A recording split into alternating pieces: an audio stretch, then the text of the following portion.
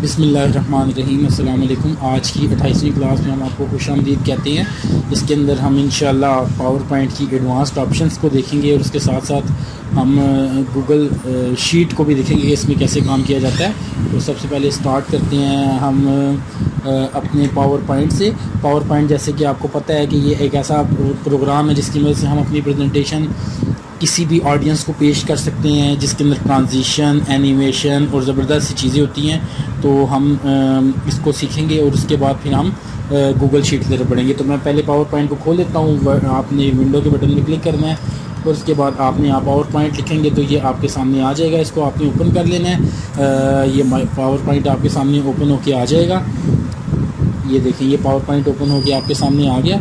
अब उसके बाद आपने ओपन होके आगे यहाँ पे क्लोज़ के ऑप्शन से क्लोज़ कर दें।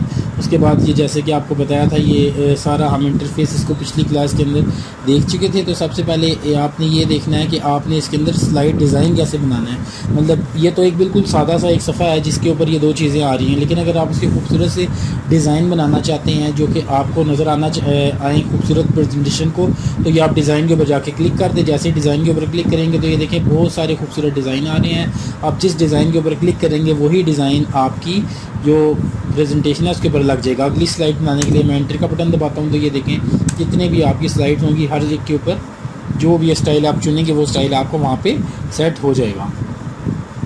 इसी तरीके से अब आप चाह रहे हैं कि जी अगर एक स्लाइड के ऊपर आप मुख्तलिफ लगाना चाह रहे हैं, जैसे इस स्लाइड के ऊपर कोई और एक स्टाइल लगाना चाह रहे हैं, दूसरी पे कोई और, तो आमतौर पे तो ऐसे नहीं किया जाता। लेकिन अगर आप ऐसा करना चाह रहे हैं तो आपने उसको क्लिक करने के बजाय राइट क्लिक करना है। राइट क्लिक करेंगे तो अब आप कर देंगे अप्लाई टू सिलेक्ट स्लाइड। जैसे ये कर देंगे तो सिर्फ जो स्लाइड जिस पे ऊपर आप मौजूद हैं सिर्फ इसके ऊपर वो डिज़ाइन लगेगा, सबके ऊपर वो डिज़ाइन नहीं लगेगा।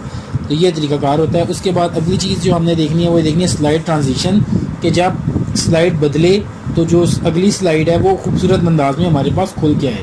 ठीक है जी। तो उसके लिए तरीकाकार ये होता है कि आपने ट्रांजिशन के ऊपर चले जाना है। ट्रांजिशन के ऊपर जाएंगे तो ये देखिए मुख्तलिफ़ किस्म के आपके पास ट्रांजिशन के स्टाइल आ रहे हैं, जैसे कि फेड, पुश।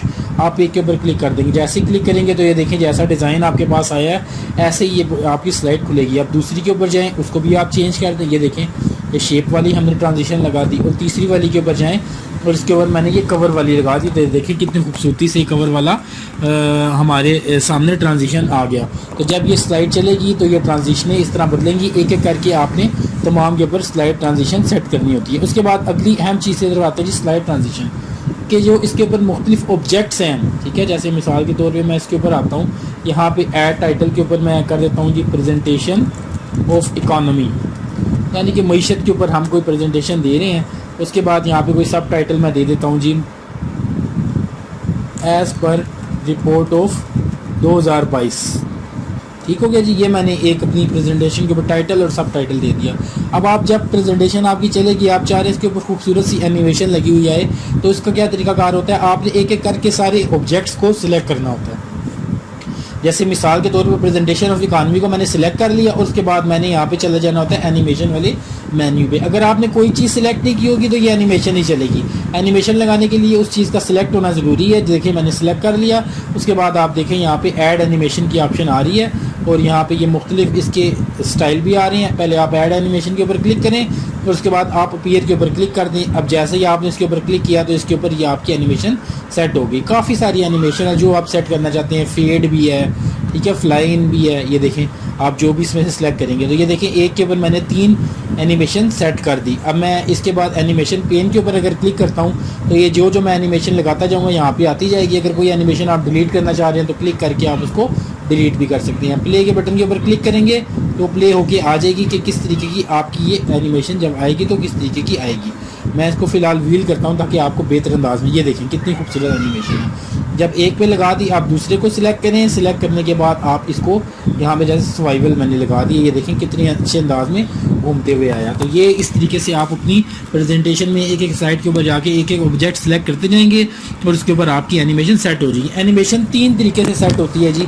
पहला तरीका तो मैंने आपको बता दिया, ऐड एनिमेशन के ऊपर जाएंगे तो इंटरेस्ट है कि जब ये स्लाइड चले तो शुरू में ही हमारे सामने ये घूमती हुई आ जाए। उसके बाद दूसरी चीज़ होती है एम्फेसिस, के जब एक चीज़ आ गई अब आप उसके ऊपर कुछ जोर देना चाहते हैं तो आप उसके ऊपर एम्फेसिस कर, जैसे कि मैंने पल्स के ऊपर क्लिक कर दिया। ये देखें अब पहले वाली चलेगी एनिमेशन, दूसरी वाली चलेगी, और उसके बाद पहली वाली ये जो दूसरे वाली है इसके ऊपर एक और हमने एम्फसिस वाली भी लगा दी। एम्फसिस वाली अगर आप लगाना चाहते हैं एनिमेशन, तो उसके लिए पहले आपको एक अदद इंटरेस्ट वाली लगानी पड़ेगी। जैसे कि देखें 2 पे हमने पहले एक ये वाली लगा दी है इंटरेस्ट वाली, सर्वाइवल वाली, और उसके बाद फिर तीसरे नंबर पे हमने इसके ऊपर ये वाली भी लगा दी है। देखिए जिस तरीके से, अब ये देखें पहले वाली आ गई, उसके बाद दूसरी वाली आ गई, और उसके बाद ये तीसरी वाली आएगी जिसके ऊपर एम्फसिस उसके ऊपर होगा। तो ये एम्फसिस होता है। उसके बाद तीसरी चीज़ होती है जी एग्जिट। एग्जिट में क्या होता है जी कि वो चीज़, अब देखें अगर आप इस प्रेजेंटेशन में मौजूद है तो ये यहाँ पे रहेगी। अगर आप चाह रहे हैं जो पहले वाली है ये यहाँ से चली जाए, मतलब एक दफ़ा आए, एक बार इसकी एनिमेशन घूमे और उसके बाद ये यहाँ से चली जाए, तो उसके लिए आप क्या करते हैं जी, ऐड एनिमेशन पे जाके एग्जिट के ऊपर आप क्लिक कर देते हैं, फ्लाई आउट। मैं जैसे एक स्टाइल चुन लेता हूँ। अब क्या होगा, मेरी पहले वाली चलेगी, दूसरे वाली चलेगी, उसके बाद एम्फसिस होगा, और फिर ये जो पहले वाली है वो गायब हो जाएगी। मैं प्ले करके आपको दिखाता हूँ। ये देखिएगा, ये पहले वाली मेरी एनिमेशन चली, उसके बाद दूसरे वाली चली, उसके बाद एम्फसिस हुआ तीसरे पे, और फिर चौथे वाले के ऊपर वो चीज़ हमारी वहाँ से गायब हो गई। तो ये इसके स्टाइल है एनिमेशन की, इसकी आप प्रैक्टिस करेंगे तभी आपको उसको समझ आएगी। एम्फसिस और एग्जिट उसी टाइम चलेगा जब आपने किसी के ऊपर इंटरेस्ट वाला लगाया होगा। डायरेक्ट लगाने की कोशिश करेंगे तो वो उसके ऊपर काम नहीं करेगी। तो ये हमारे एनिमेशन के कुछ स्टाइल थे। उम्मीद है कि इसको आपको समझ आ गई होगी। अब इसकी तरतीब अगर आप बदलना चाहते हैं, जैसे मिसाल के तौर पे एग्जिट वाले को ऊपर लेके जाना चाहते हैं, आप माउस को उसके ऊपर लेके जाएं, इसके बाद प्रेस करते करते करते आप इसको ऊपर ले जाके छोड़ दें। तो ये देखें, ये जो चौथे नंबर वाला था ये दूसरे नंबर पर बन गया। इस तरीके से आप जो इसकी तरतीब है इसको भी आप अपनी मर्ज़ी के साथ सेट कर सकते हैं। तो ये इसकी प्रैक्टिस करेंगे तो इंशाल्लाह ये आपको समझ आ जाएगी। अब गूगल शीट की तरफ बढ़ते हैं जी। कल की क्लास में, स्टाइलिंग क्लास के अंदर हमने गूगल डॉक से किया था। अब गूगल शीट से कहते हैं अगर आप माइक्रोसॉफ्ट एक्सेल को ऑनलाइन काम करना चाह रहे हैं तो आपने कर सकते हैं ये काम। अगर आपके पास ऑफिस नहीं है, बड़ा ज़बरदस्त अंदाज में होता है। sheets.google.com के ऊपर आप जाके क्लिक कर दें। जैसे ही आप इसके ऊपर जाके क्लिक करेंगे तो अगर आपकी साइन इन नहीं है आईडी, तो आपको जीमेल वाली आईडी से साइन इन करना पड़ेगा। जब आप साइन इन कर लेंगे तो इस तरह की स्क्रीन आपके सामने आएगी। जो काम आप इसके अंदर करते हैं वो एज़ इट इज़ इसके अंदर सेव रहता है। ये इंटरनेट के साथ इसकी कनेक्शन है, इंटरनेट होगा तो ये चलेगा, अगर इंटरनेट नहीं होगा तो ये काम नहीं करेगा। अब आपने नई शीट बनानी है तो आप ब्लैंक के ऊपर, प्लस के ऊपर, निशान के ऊपर क्लिक कर दें। जैसे क्लिक करेंगे तो ये देखें बिल्कुल वैसी माइक्रोसॉफ्ट एक्सेल की तरह की फ़ाइल आपके सामने आ गई।